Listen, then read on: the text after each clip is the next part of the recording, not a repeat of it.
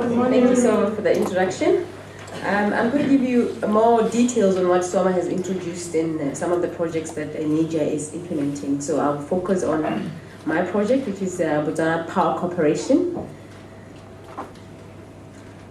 First of all, I'll just give you a brief outline on gender data and governing issues. What really motivated us to start this project or do the project, and how the project started, its key objectives, outcomes and activities involved, and what we've actually done on gender mainstreaming at BPC, what we achieved, the challenges that we encountered or that we are still encountering, and what we intend to do later on, or after we try to move on with the challenges. So the key statistics that I just want to highlight, just to give you what the setup in Botswana. Basically, the households, the female-headed households, 46.4%, which are a little less than the male, which is 53.6%, and the unemployment level is not quite different, but the female is a little bit more, with 26.3%. Literacy rate, interesting, hey? Female is 81% and male 79%. I knew you were going to smile about this one.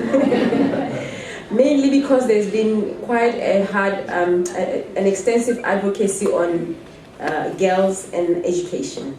This has taken place for the past 10 to 15 years. So this is why we have more female-headed households that are educated than male-headed households. And the influence of the mining sector in South Africa has pushed men to the mines, and the women remained studying.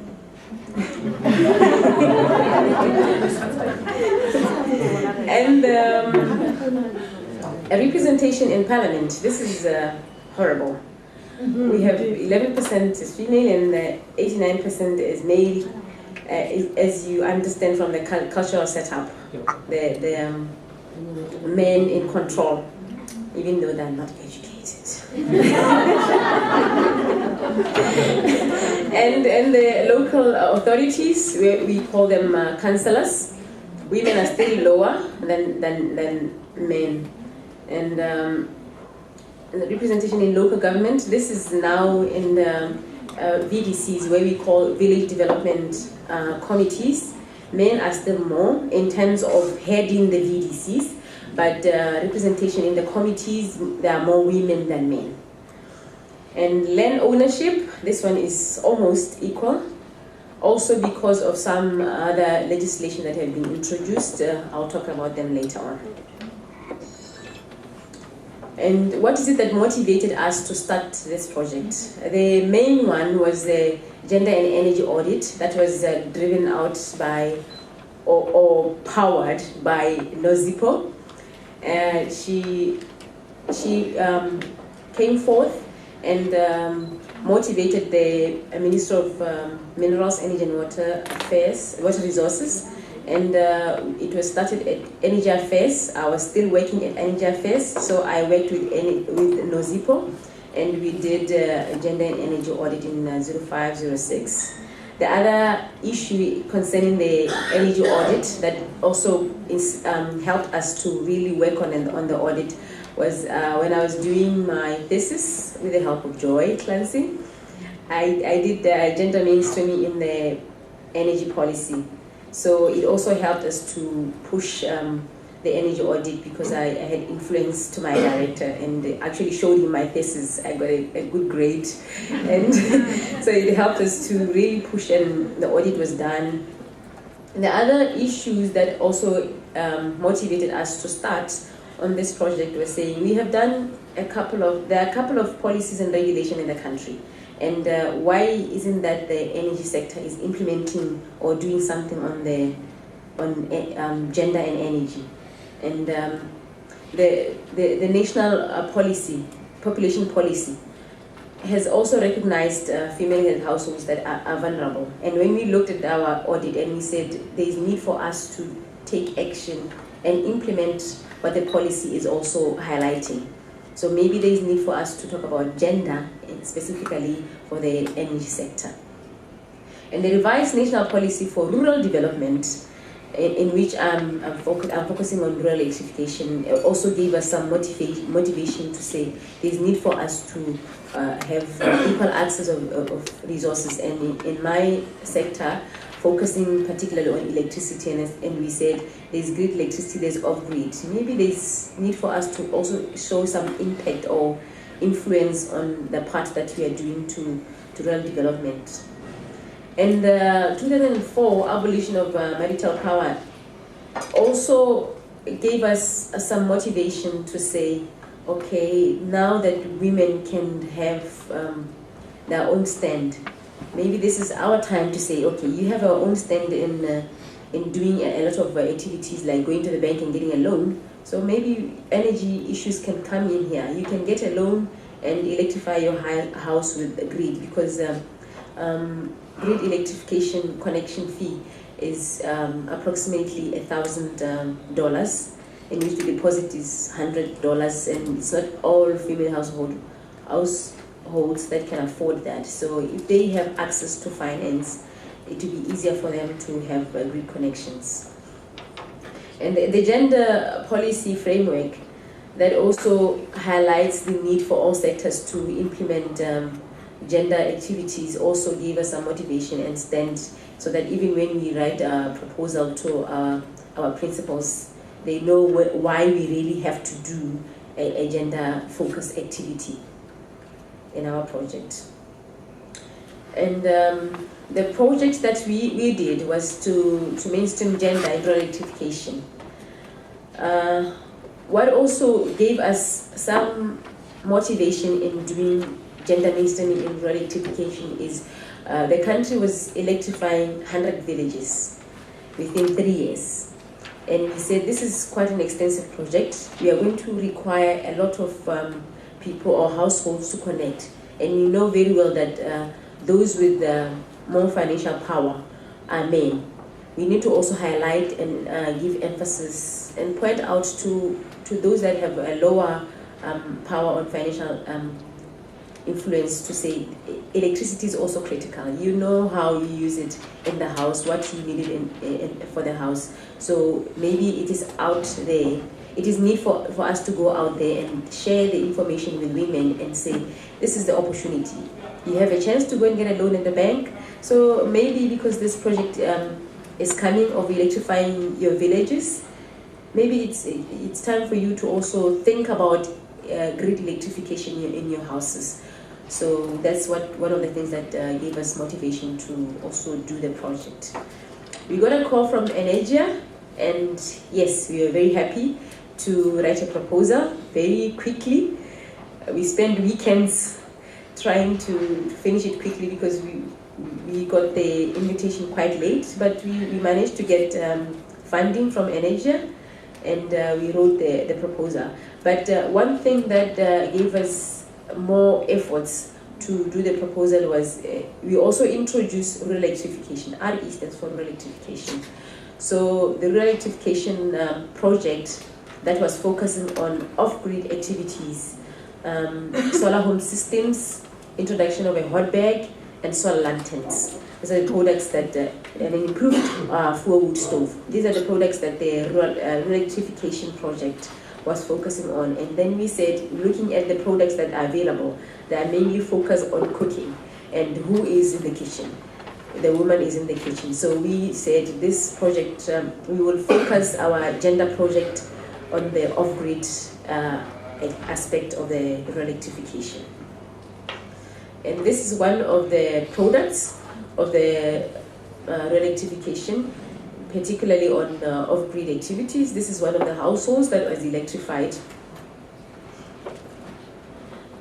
And our key goal for the project was to intensify connections in off-grid and grid rural electrification project. The major outcome that we anticipated and that we are still getting is connection rates being increased, because before the rural electrification projects we had very few households that had connected solar home systems. But with the introduction of the off-grid project, we already have around 330 137 households that are connected with the solar home systems. And the grid connection increased from 45% to 55% within the 3 years. And the activities that we were focusing on were mainly, the first one that we thought was very critical was to market the products, looking at both women and men. I'm starting with women because most male-headed households are the ones that had grid connection. But we focus our efforts. We started with women-headed households, and then we went to male-headed households, where we thought education level was a little lower for them to appreciate both grid and off-grid mainly as an alternative. Because in villages, to have cables running around the village, it's quite an interesting look for the villagers, and they really feel good when they have grid, when their villages got grid connection. Even the off-grid, when they have panels on their rooftops, it says it sends a message to them. It says you are a better person. You have something different from what I have at my house. So we thought when we market both of them at the same time, it gives each household some kind of dignity and respect. And the other activity that we focused on, which we didn't do much, was to do some education on the health and safety. The health part we didn't do much because we wanted to involve the Minister of Health, but the gender person was not too conversant with energy issues, which we are still working on together. But instead we focus on the safety aspects, particularly on grid, because we realized that wiring of households was not done accordingly. And BPC had to come up with standards to ensure that households are accordingly wired. And before the household is connected, we have to do a test to check and ensure that wiring is done accordingly. And BPC also introduced credit facilities for connections. Like I mentioned earlier on, that connection fee is around $1,000 and deposit is around 100. So we gave in opportunities for installments up to 18 months for ease of connection. We also, when our project started, we also did a training for staff to appreciate what gender is and why we want to focus on gender mainstreaming in electrification. The other training that we did was to train BPC staff on maintenance of solar home systems. BOTEC also assisted in training technicians and local authorities, engineers and technicians on maintaining the solar home systems that they installed in the institutions. Because that was one of the gaps that was there, that the systems would be installed, but maintenance would not be done accordingly because there was nobody with the expertise to maintain. This is just to give you an implementing team. That's BPC as the implementing organization, and we have support team from Nozipo and Elizabeth. Also from the ENERGIA team, Soma is one of the people that has given some ideas through Nozipo and Elizabeth. Yes, you have. And the key deliverables that we achieved was we did a literature review on what is available in BPC and what is available in the country in terms of gender and energy. We looked at the gender mainstreaming indicators pointed out through ENERGIA modules. And then we produced a progress report on what we have done. And we did an extensive institutional analysis for BPC to check on what is the gender gap within BPC.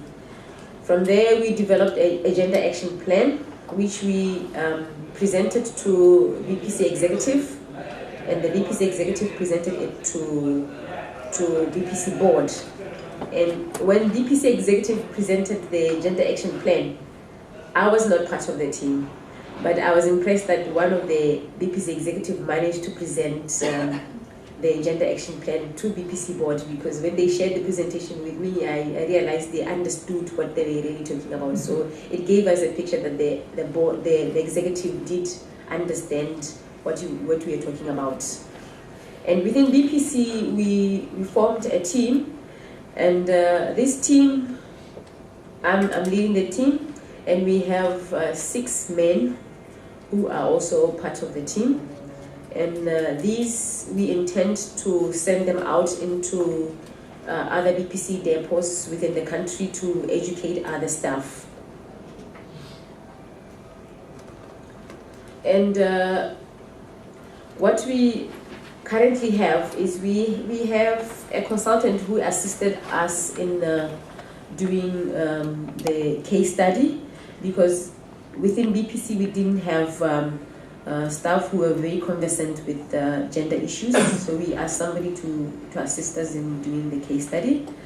And we realized that there was need to alter initial implementation schedule so that we accommodate the current situation. Initially, when we started, we assumed certain issues and aspects, but when we did the institutional analysis, we realized that there is need for us to alter the initial implementation schedule, because we needed to train staff internally. Initially, we thought we would directly or immediately implement or introduce gender issues in the project, but we realized that there was a gap.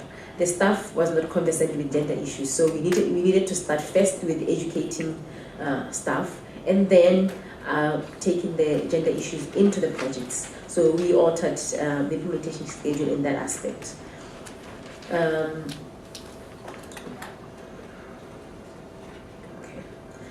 And the project challenges, as mentioned earlier on by, is it Soma or one of the presenters, that it is not pleasant that we still see women carrying wood loads, but in Botswana it still exists. And as you can see from the picture in the background, you can see men are walking casually there, empty-handed, and the woman is happily carrying her wood load because she wants to go and prepare some food for her children. But for BPC, the challenge that we have or we are encountering is that there is not much understanding still on gender issues within the corporation. So we still have a lot of work to educate staff. We appreciate that the executive is aware and conversant with gender issues, because time and again they would ask me, what more activities are you doing on gender mainstreaming? You want to see more action on your gender activities. So that on itself sends a message and says they are aware and are keen to see more changes in the gender perspective. And the fact that we don't have a lot of gender disaggregated data also gives us a challenge in the sense that we cannot justify why we really have to do or mainstream gender within the sector or within the corporation. But one improvement on within the corporation is that we have now introduced on the application form. Initially, we didn't point out whether you are male or female when you apply for electricity, but we have since introduced that aspect so that we can check within our customers how many males are there, how many females are there, and where do we really need to focus. Maybe there's need for us to focus on men than women. And within the corporation, we have realized that there is need to advocate for funds to do gender-focused activities. If we have to do some marketing on gender mainstream, we would require the corporation to assist us in focusing or diverting certain funds to do specifically gender-focused activities.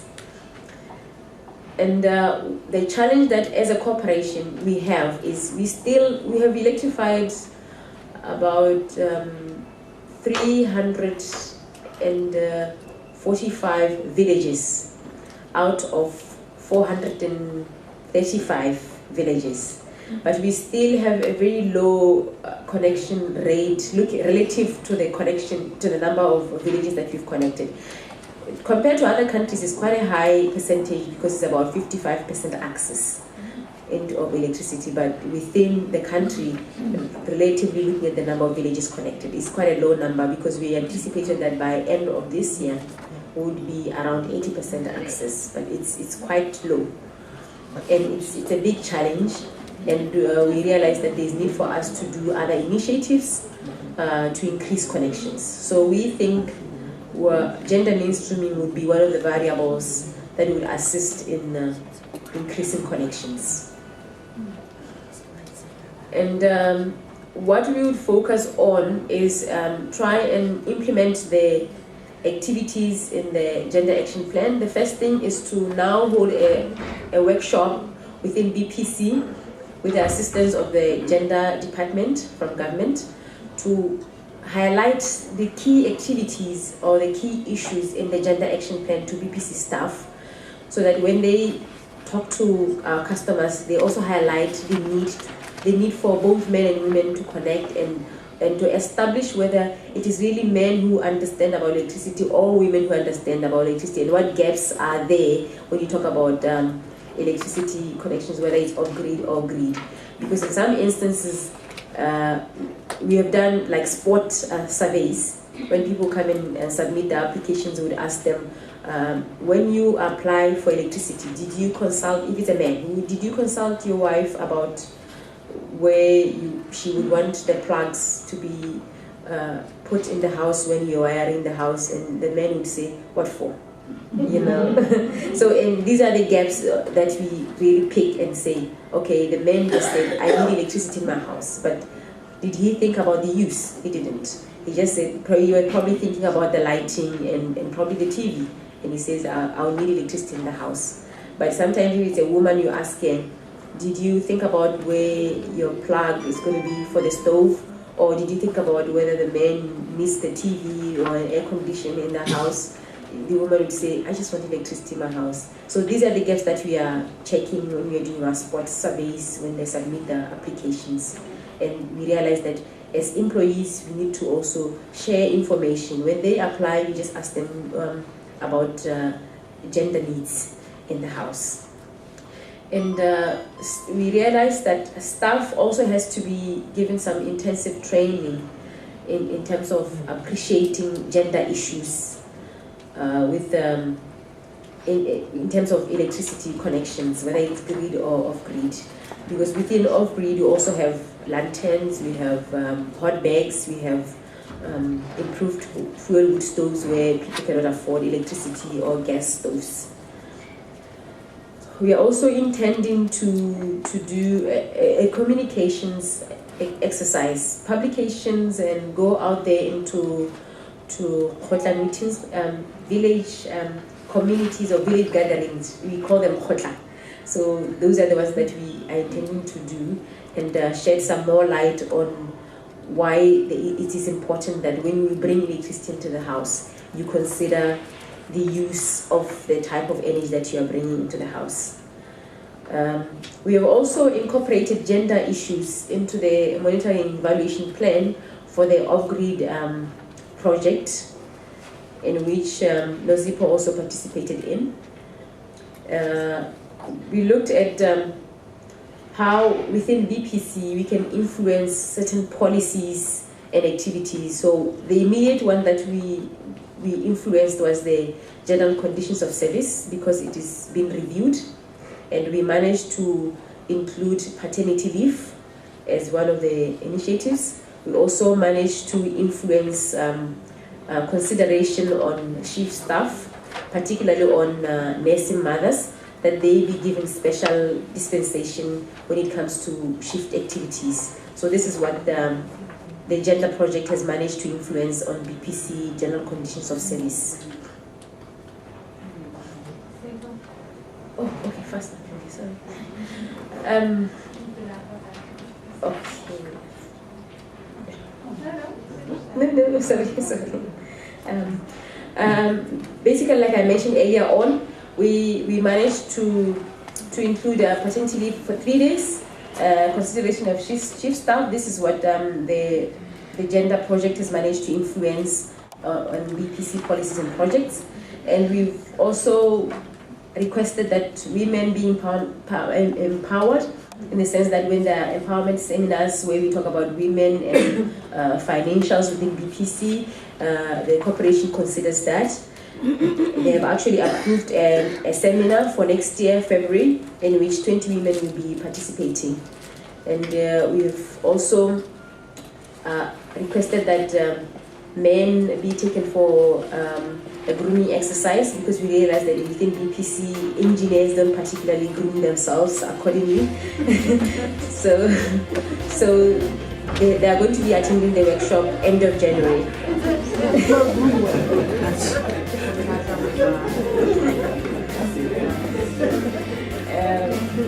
Thank you very much.